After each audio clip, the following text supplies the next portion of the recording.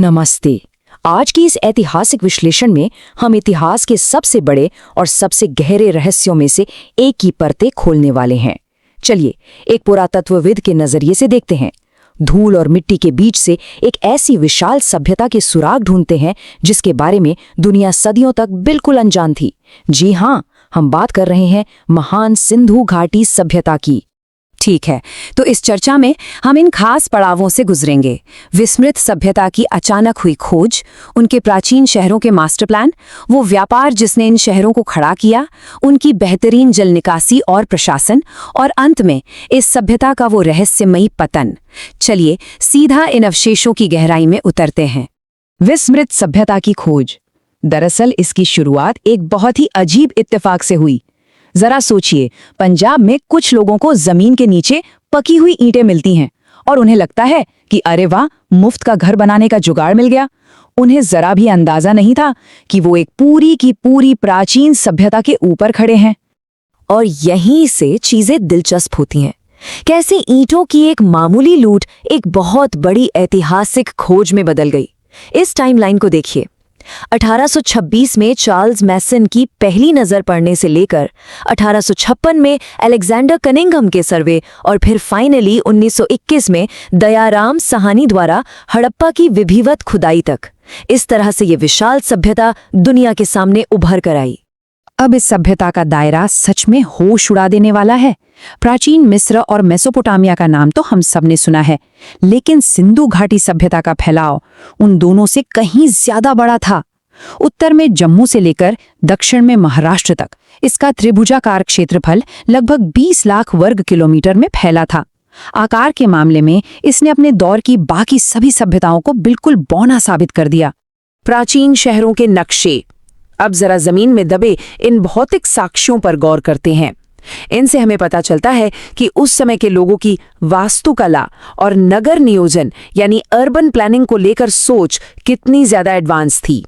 और उनकी सबसे बड़ी खासियत थी उनकी ग्रिड सिस्टम। ये कोई बेतरतीब बसी हुई बस्तियां नहीं थीं।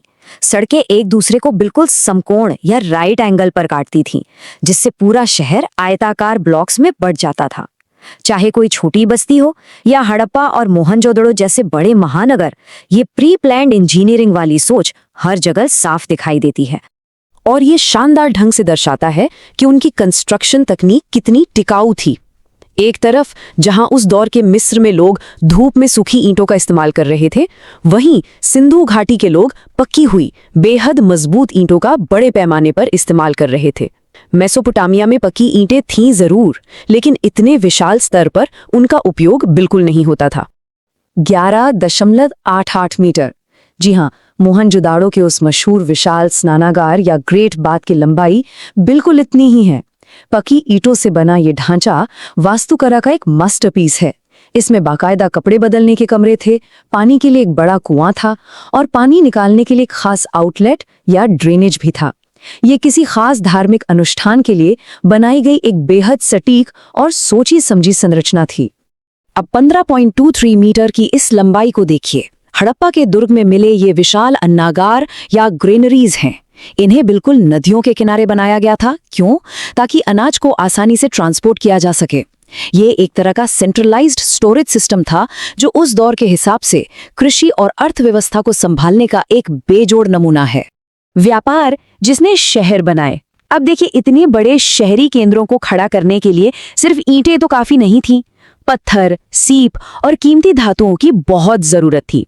और यहीं से व्यापार की कहानी शुरू होती है। जरा इनके इस लंबे चौड़े ट्रेड नेटवर्क पर नजर डालिए। तांबा आ रहा है राजस्थान के खेतड़ी और ओमान से, सोना मंगाया जा रहा है कर्नाटक से, और कीमती पत्थर गुजरात, ईरान और अफगानिस्तान से आ रहे हैं। यहाँ तक कि व्यापार को संभालने के लिए उत्तरी अफगानिस्तान तक में इनकी कमर्शियल कॉलोनियां बसी हुई थी। क्या कमाल का नेटवर्क था। लेकिन इतना बड़ा व्यापार बिना किसी स्टैंडर्ड या नियम के तो नहीं चल सकता ना। और यहीं हमें मिलते हैं उनके मानकीकृत बाट या वजन। पूरे 20 लाख वर्ग किलोमीटर के इलाके में 16 के गुणकों वाले बाटों का इस्तेमाल होता था, जैसे 16, 32, 64।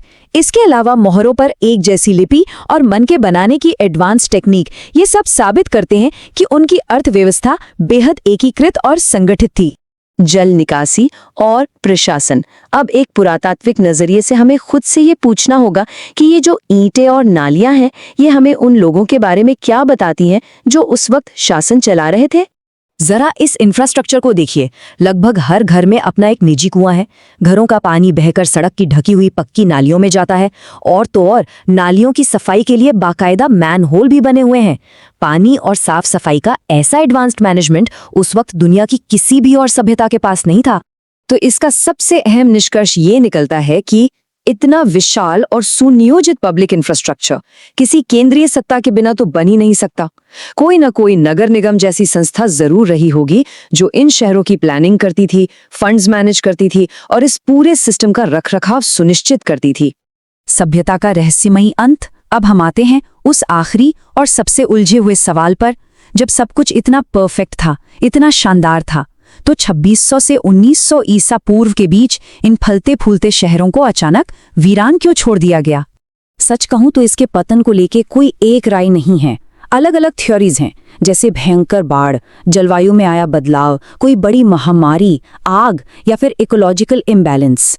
अब जो नए पुरातात्विक साक्ष्य मिले हैं वो बताते हैं कि ये किसी एक अचानक हुई घटना का नतीजा नहीं था, बल्कि कई पर्यावरणीय और व्यवस्थागत कारणों ने मिलकर धीरे धीरे इस महान सभ्यता को खत्म कर दिया।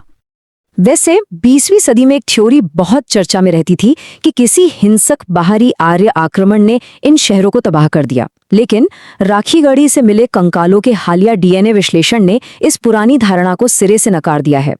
आधुनिक साक्ष्य बिल्कुल स्पष्ट रूप से दिखाते हैं कि पतन का कारण कोई हिंसक बाहरी आक्रमण नहीं था, बल्कि वजह कुछ और ही थी। और आखिर में एक ऐसा सच जो शायद सबसे ज्यादा हैरान करने वाला है। अब तक सिंधु घाटी सभ्यता के जितने भी स्थल खोजे गए हैं, उनमें से सिर्फ 3% की ही खुदाई हो पाई है। जरा सोचिए, जब सिर्फ 3% खुदाई ने हमें इतना एडवांस्ड और व्यवस्थित समाज दिखा दिया है, तो बाकी के 97% हिस्से में मिट्टी के नीचे अभी और कितने विशाल और चौंकाने वाले रहस्य दबे होंगे जो खोजे जाने का इंतजार कर रहे हैं।